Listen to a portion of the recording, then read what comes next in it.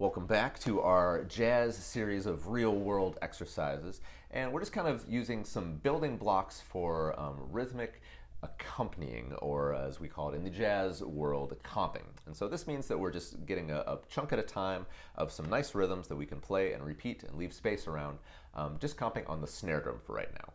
Last time we did our first two rhythms was just 1 and 2 and 1 and 2 and 1 and 1 and 2 and. These are two very common idioms that you're going to hear getting played by lots and lots of jazz drummers. And we're just going to add a couple more today. And so if you haven't gotten those ones down, get them down. And now we're going to do two more. Listen to them, and if you can just play time along or listen or actually try to play them with me, that's great. And then we'll break down what it is. All right, here's idea number 3. 1, 2, 3, 4.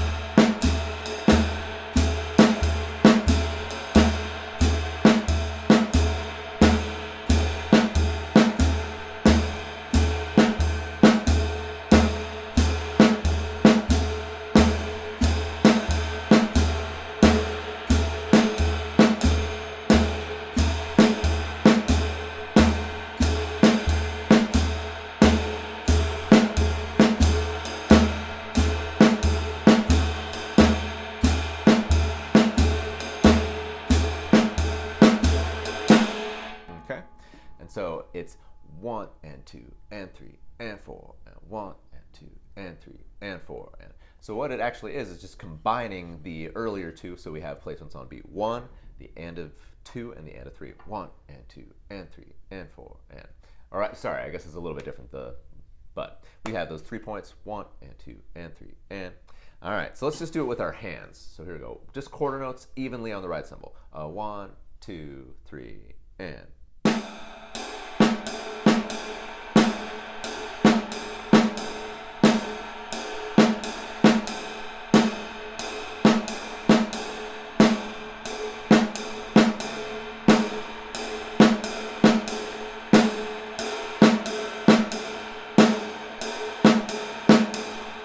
Okay, and so this is the time I'm going to bring in our metronome just to check some things out. And I mentioned in the last video the idea of putting the metronome on triplets and having an accent on beat 2 and beat 4. And so this means I just have my metronome at 90 beats per minute. It sounds like this. And there's an accent. The way that it's lined up here, you hear it as 1, 2, 3, 4. But all we're going to do is we're just going to change our perception and count. When that first action starts, we're going to count 2, 3, 4, because that's where our bit of an emphasis in this jazz feel is going to line up. So we're just going to hear the accents as being on 2 and 4 instead. So listen to this. 4, 1, 2, 3, 4, 1 and 2 and 3 and 4 and 1 and 2 and 3 and 4 and. Okay, and those triplets are going to line up with any offbeats: 1 and 2 and 3 and 4 and. So we have to zoom our ears in, focus on the metronome, and be somewhat comfortable with the coordination of our hands together on this already. So let's try this. I'm going to let the metronome go. I'm going to count out loud, and then we're going to try putting our hands along with it. See if you can lock in, and you might just need to try this with your metronome at home to get a nice sense of clarity. 4, 1, 2, 3. And.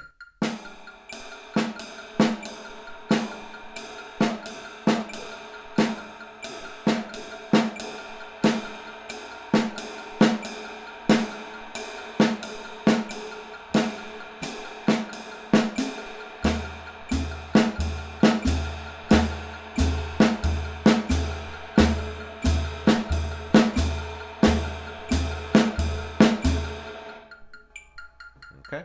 And when I got comfortable, I added in the rest of my limbs. A great way to get a sense of this is, of course, just by listening to what drummers do and the way that they play with the swing feel.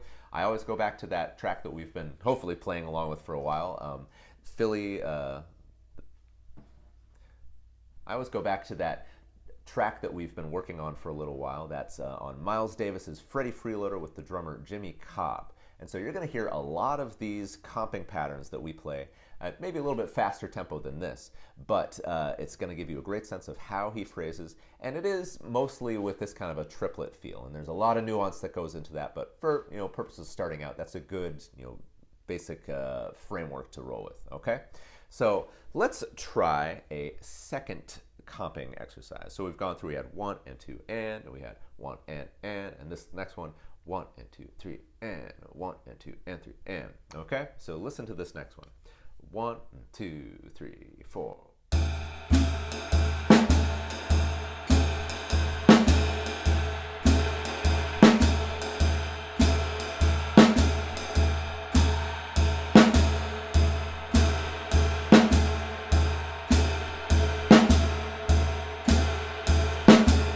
Okay, 1, 2, 3 and 1, 2, 3 So it's just on the or the and of 3. There's just 1 point in this one.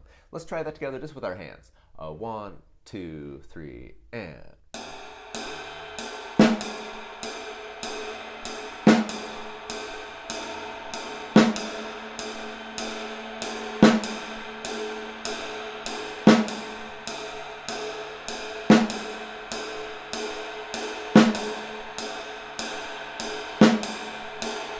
Okay, maybe add the skip notes in. 1, 2, 3 and.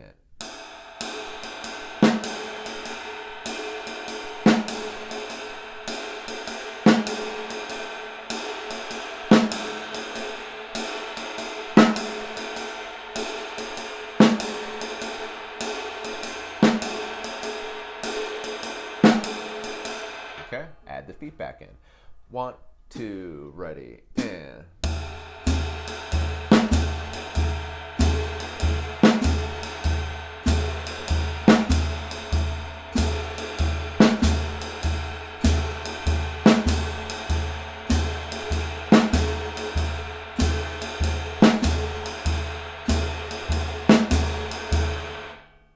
And of course, you can go through all your different ride cymbal variations, get nice and comfortable with those, just working on adding some more comping vocabulary. So we have 4 different 1-bar phrases, and again, I would just recommend getting those 4 so that they are super, super solid before trying anything else.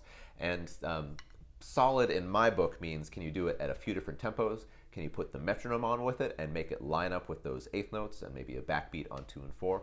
And can you do all of your different ride cymbal variations? Because if whatever you're doing with your new comping exercises throws off your nice flow and feel that you've developed with the rest of your body, then it's not really doing much. It's just throwing in more information than you're actually comfortable executing. And that's okay. Probably the most straightforward and readily available comping pattern is this.